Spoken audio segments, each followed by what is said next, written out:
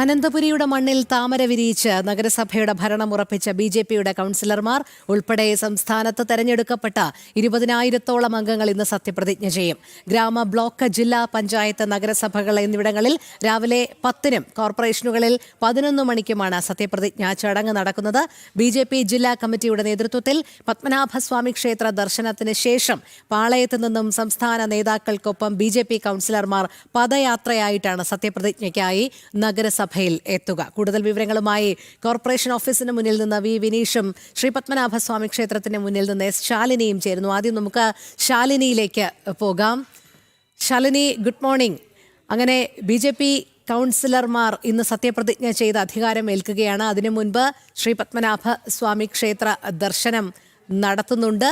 എന്താണ് വിവരങ്ങൾ? എപ്പോഴായിരിക്കും അവർ അവിടെ നിന്നും പദയാത്രയായി യാത്ര തിരിക്കുക?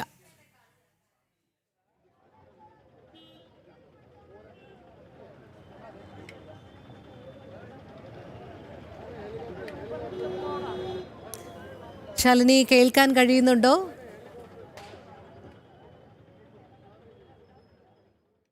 ശാലിനിയിലേക്ക് എത്താം. ചില സാങ്കേതിക തടസ്സങ്ങൾ. നമുക്ക് നേരെ വിനീഷിലേക്ക് പോകാം. വിനീഷ് കോർപ്പറേഷൻ ഓഫീസിന് മുന്നിൽ നിന്നും ചേരുന്നുണ്ട്. വിനീഷ്, ഇന്ന് എത്ര മണിക്കാണ് തിരുവനന്തപുരം നഗരസഭയിൽ തെരഞ്ഞെടുക്കപ്പെട്ട കൗൺസിലർമാർ സത്യപ്രതിജ്ഞ ചെയ്ത് ചുമതല ഏൽക്കുന്നത്? അവിടെ അതിനുള്ള ഒരുക്കങ്ങളെല്ലാം തയ്യാറായി കഴിഞ്ഞു. ബി.ജെ.പി കൗൺസിലർമാർ വലിയ അഭിമാന നേട്ടം കൊയ്തതിന്റെ ആഹ്ലാദത്തിൽ തന്നെയാണല്ലോ.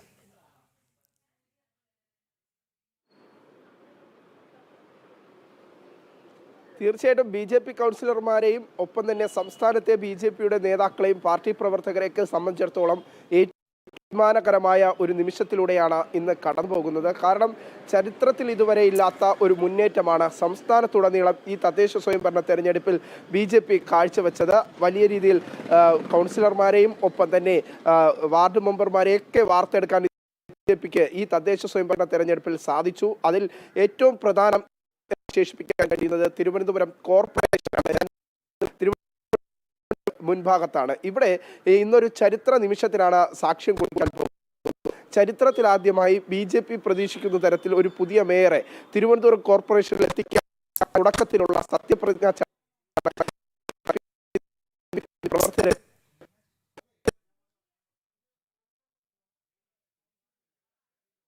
വിനീഷ്, ഞാൻ വിനീഷിലേക്ക് എത്താം.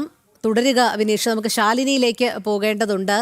ശാലിനി ചേരുന്നുണ്ട്. ശാലിനി ശ്രീ പത്മനാഭസ്വാമി ക്ഷേത്രത്തിന് മുന്നിൽ നിന്നാണ് ചേരുന്നത്. ശാലിനി, പദയാത്രയായി പത്മനാഭസ്വാമി ദർശനം കഴിഞ്ഞ് പദയാത്രയായിട്ടാണ് ബി.ജെ.പി കൗൺസിലർമാരും നേതാക്കളും അങ്ങനെ നഗരസഭയിലേക്ക് പോകുക. അവർ ഇന്ന് സത്യപ്രതിജ്ഞ ചെയ്ത് ചുമതല ഏൽക്കുകയാണ്. എല്ലാവരും എപ്പോഴായിരിക്കും എത്തിച്ചേരുക? ആ അഭിമാന നേട്ടം കൊയ്തതിൻ്റെ പരിസമാപ്തി ദിനം കൂടിയാണ് ഇന്ന്. ഇനി അവർ അധികാരത്തിൻ്റെ രേഖയിലേക്ക് വരികയാണ്.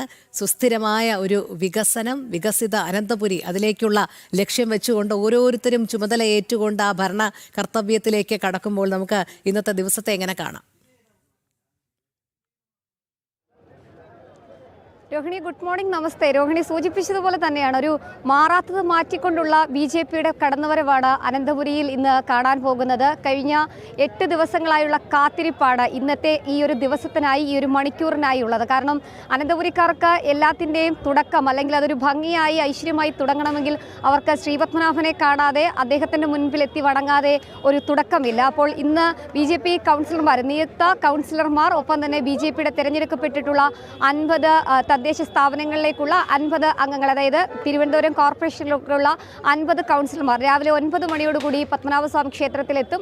ഇവിടെ ദർശനം കഴിഞ്ഞതിന് ശേഷം 50 പേരും ഒരുമിച്ചാണ് പാളയത്തേക്ക് വാഹനത്തിൽ പോകുന്നത്. പാളയത്ത് രക്തസാക്ഷി മണ്ഡപത്തിലെത്തി പുഷ്പാർച്ചനയും നടത്തിയ ശേഷം അവിടെ നിന്നും ബി.ജെ.പിയുടെ സംസ്ഥാന അധ്യക്ഷൻ രാജീവ് ചന്ദ്രശേഖരൻ്റെയും മറ്റ് സംസ്ഥാന നേതാക്കന്മാരുടെയും അകമ്പടിയോടെ അവരുടെ ആശീർവാദത്തോടു കൂടി പദയാത്രയായിട്ടാണ് 10 മണിയോടുകൂടി ബി.ജെ.പി ആദ്യമായി അനന്തപുരി പിടിച്ചതിന് ശേഷം ആദ്യമായിട്ടുള്ള സത്യപ്രതിജ്ഞാ ചടങ്ങുകൾക്കായി നഗരസഭയിലേക്ക് എത്തുന്നത്. കഴിഞ്ഞ കാലങ്ങളിലൊക്കെ നമുക്കറിയാം, കഴിഞ്ഞ 2 തവണയും മുഖ്യ പ്രതിപക്ഷമായി 35 സീറ്റുകൾ നേടിക്കൊണ്ട് ബി.ജെ.പി തിരുവനന്തപുരം നഗരസഭയിൽ ഒരു പ്രതിപക്ഷ പാർട്ടിയായി നിന്നിരുന്നു. ഇത്തവണ ഭരണം പിടിക്കുമെന്നുള്ള ആത്മവിശ്വാസം തുടക്കം മുതൽ തന്നെ ബി.ജെ.പി അംഗങ്ങൾക്കും ഒപ്പം തന്നെ കൗൺസിലർമാർക്കും ഉണ്ടായിരുന്നു.